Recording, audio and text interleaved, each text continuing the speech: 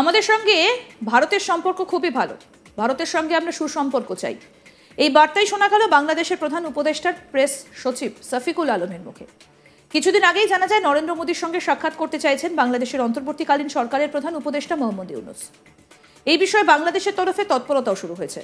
আসন্ন বিমস্টেক সম্মেলনে উভয়ের বৈঠক করানো যায় কিনা সেই চেষ্টাই চালাচ্ছে বাংলাদেশ।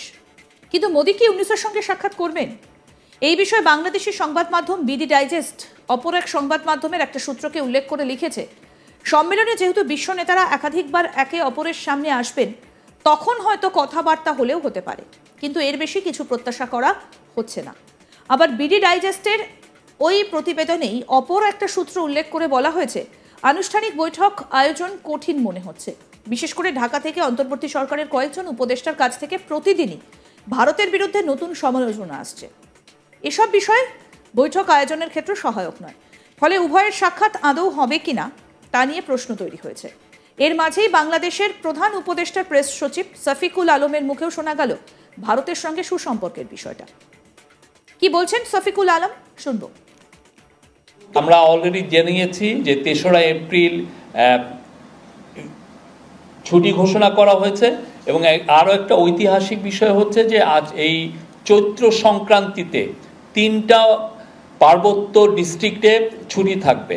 আমরা তো এমনিতে তো পয়লা বৈশাখে থাকে, বাট 3টা পার্বত্য ডিস্ট্রিক্টে চৈত্র সংক্রান্তিতে এটা ছুটি থাকবে। কারণ আপনারা জানেন আমাদের পার্বত্য চট্টগ্রামে বিজু, বৈশাখী, সাংগ্রাই অনেক তারা ফেস্টিভ্যালের আয়োজন করেন এবং এইটারও তাদের জন্য এই নির্বাহী আদেশে একটা ছুটির বন্দোবস্ত করা হচ্ছে। এবং এই ছুটিটা এই আমাদের সমতলে যারা জাতিগোষ্ঠী আছেন বাঙালি ছাড়া, যেমন ধরেন সাঁওতাল, খাসিয়া বা গারো, আমাদের সাথে ইন্ডিয়ার খুবই ভালো সম্পর্ক আছে। আপনারা দেখেছেন যে আমাদের যে 7 মাসে আমাদের এই ইন্টারিম গভর্নমেন্ট 7 মাস ক্ষমতা নেওয়ার পরের থেকে ইন্ডিয়ার সাথে আমাদের ট্রেড আরও বেড়েছে। আমাদের সম্পর্কটা ভালো, তবে ভিসার বিষয়ে কিছু জটিলতা আছে, তো সে বিষয়ে আমরা এটা ফরেন মিনিস্ট্রি বলতে পারবে। বাট আমরা ইন্ডিয়ার সাথে আমরা সুসম্পর্ক চাই অবশ্যই। সেটা এই টেন্ডারের মূল উদ্দেশ্য হচ্ছে যে যাতে টেন্ডারিং প্রসেসে কোনো ধরনের করাপশনটা না থাকে, এটা হচ্ছে মূল উদ্দেশ্য। তো সেই জায়গাটায় আমরা অ্যাচিভ করতে যাচ্ছি যে যাতে টেন্ডারিং প্রসেসে কোনো ধরনের কোনো মানে অসাধু গ্রুপগুলো যাতে ডোমিনেট না করতে পারে, কোনো ধরনের করাপশন যাতে না হয়, এবং এই জায়গাটায় যতটা স্বচ্ছতা রাখা যায় আমরা সেই স্বচ্ছতা যাতে ইনশিওর হয়, যেন টোটাল ট্রান্সপারেন্সি থাকে। আর এটা জানেন যে আমাদের সাথে যারা ডেভেলপমেন্ট পার্টনার তারাও এটা অনেক বছর ধরে তো এই আমাদের পার্টনার এগুলো বিষয়ে বলছিলেন, তো আমরা তাদের দিকে তাকাচ্ছি না, আমরা আমাদের মতো করে আমরা চাচ্ছি যে এটা যাতে ফুল ট্রান্সপারেন্সি থাকে। বাংলাদেশে অরাজক পরিস্থিতি অব্যাহত, আর সেখানকার মৌলবাদীদের একটা বড় অংশকে ইতিমধ্যে বিভিন্ন সময় ভারতের উদ্দেশ্যে বিভিন্ন মন্তব্য করতেও শোনা গিয়েছে। এমনকি মোহাম্মদ ইউনূসের নেতৃত্বাধীন অন্তর্বর্তীকালীন সরকারের একাধিক উপদেষ্টা বা অন্তর্বর্তীকালীন সরকারের সমর্থক বিভিন্ন রাজনৈতিক দলের নেতাদের একাংশ ভারতের উদ্দেশ্যে বিভিন্ন মন্তব্য করেছেন। এদিকে কয়েকদিন আগে আমেরিকান প্রেসিডেন্ট ডোনাল্ড ট্রাম্প বাংলাদেশের বিষয়টা ভারতের প্রধানমন্ত্রী নরেন্দ্র মোদীর ওপরই ছেড়েছেন। আর তারপর থেকেই বিভিন্ন মহলে প্রশ্ন উঠছিল, বাংলাদেশের বিরুদ্ধে কি কোনো বড় পদক্ষেপ করা হতে পারে। সম্প্রতি ভারতে এসেছেন তুলসী গাবার্ড। অন্যদিকে আবার মোহাম্মদ ইউনূস দেশ চালাতে ব্যর্থ, এমনটা অভিযোগ উঠে আসছিল বাংলাদেশের বিভিন্ন মহল থেকেই। ফলে চাপ বাড়ছিল ইউনূসের ওপর। এইসবের মাঝে এবার উঠে এলো বড় খবর, নরেন্দ্র মোদীর সঙ্গে নাকি সাক্ষাৎ করতে চেয়ে তৎপরতা শুরু করেছেন মোহাম্মদ ইউনূস। বাংলাদেশি সংবাদ মাধ্যম বিডি ডাইজেস্টের একটা প্রতিবেদনে বলা হয়েছে, থাইল্যান্ডের রাজধানী ব্যাংককে ভারতের প্রধানমন্ত্রী নরেন্দ্র মোদীর সঙ্গে মোহাম্মদ ইউনূসের বৈঠক আয়োজন করতে ভারতের সঙ্গে যোগাযোগ করেছে বাংলাদেশ। আগামী এপ্রিল মাসের প্রথম সপ্তাহে ব্যাংককে বিমস্টেকের 6ষ্ঠ সম্মেলন আয়োজিত হতে চলেছে। সেখানে যোগ দিতে পারেন নরেন্দ্র মোদী ও মোহাম্মদ ইউনূস। বিডি ডাইজেস্টের প্রতিবেদন অনুযায়ী এই বিষয়ে এক সংবাদ সংস্থাকে বাংলাদেশের পররাষ্ট্র উপদেষ্টা তৌহিদ হোসেন জানিয়েছেন, বিমস্টেক সম্মেলনের ফাঁকে দুই নেতার মধ্যে বৈঠকের জন্য ভারতের সঙ্গে কূটনৈতিকভাবে যোগাযোগ করা হচ্ছে। উল্লেখ্য, আগামী 28শে মার্চ চীনের প্রেসিডেন্ট শি জিনপিং এর সঙ্গে বেজিংয়ে দ্বিপাক্ষিক বৈঠকে বসতে চলেছেন ইউনূস। এর মধ্যে জানা গেল মোদীর সঙ্গে ইউনূসের বৈঠক আয়োজনের চেষ্টা চলছে। এবার প্রশ্ন উঠছে, মোদীর সঙ্গে সাক্ষাৎ করতে হঠাৎ কেন এত তৎপরতা? এই বিষয়ে কি বলেছেন বাংলাদেশের সাংবাদিক শরীফ শাহাবুদ্দিন, আসুন শোনাই এবার আপনাদের। উপায়ন্ত না দেখে নোবেল লরেট মোহাম্মদ ইউনুস এখন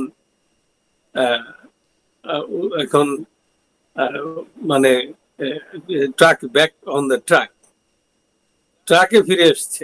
এখন মোদির সাথে দেখা করার জন্য তার আকুলি, তার সে ব্যাকুলতা প্রকাশ পাচ্ছে দেখা করার জন্য।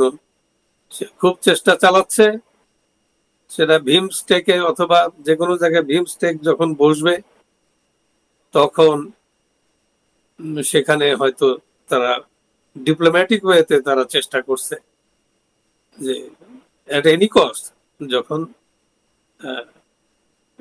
তুলসী কাবার যখন যে বক্তব্য দিছে সে বক্তব্যের পরে সে আর কেউ না বুঝুক, ইনুস বুঝে ফেলছে যে ঘটনাটা কি। তারপরেও সে আসল ঘটনাটা সাধারণ মানুষের কাছে তাদেরকে বুঝতে দেয় না যে তার অবস্থা কি, এখন কি হচ্ছে। তো সেই দিক দিয়ে সে ওই তলে তলে চেষ্টা করছে মোদিজির সাথে একটা আপোষ রফা করার জন্য। তারে যেভাবেই হোক এট এনি কস্ট মোদিজিকে যে কনভিন্স করে সে চেষ্টা চলছে তার সর্বশেষ সেলটা কিভাবে সে এই অবস্থা থেকে সে কিভাবে সে মুক্তি পায়, কিভাবে সে রেহাই পায়।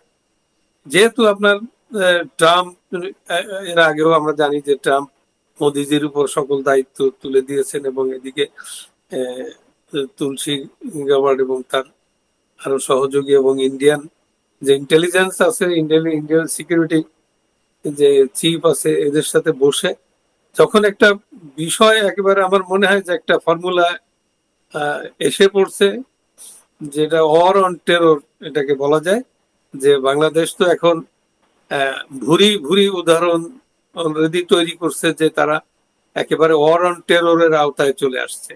এখানে জঙ্গি জিহাদিদের তৎপরতা এমন ভাবে বেড়ে গেছে যে সারা পৃথিবী এখন, সারা বাংলাদেশের মানুষ তো বটেই, সারা পৃথিবীর মানুষ এখন উদ্বিগ্ন, উৎকণ্ঠায় আছে যে কখন আরো কি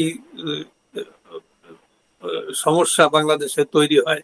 এগুলো নিয়ে আর কি সারা পৃথিবীর যে শঙ্কা, সেটা তো মোদির ইয়ার কাছে, ডক্টর মোহাম্মদ ইউনূসের কাছেও আসছে, সে বুঝতে পারে। তো এই জন্য সে বিষয়টা আর কি এখন বুঝতে পেরে এখন মোদিজির শরণাপন্ন হচ্ছে। এই বিষয়টা পরিষ্কার যে এখন মোদিজি ছাড়া তার আর কোনো উপায় নেই, এটা সে বুঝতে পারছে। আরো আপডেট পেতে দেখতে থাকুন আজ তাক বাংলা। সাবস্ক্রাইব করুন, নোটিফিকেশন পেতে বেল বাটন অপশন প্রেস করুন, হোয়াটসঅ্যাপে ফলো করুন আজ তাক বাংলা। ভিডিওটা লাইক করুন, শেয়ার করুন, কমেন্ট করুন।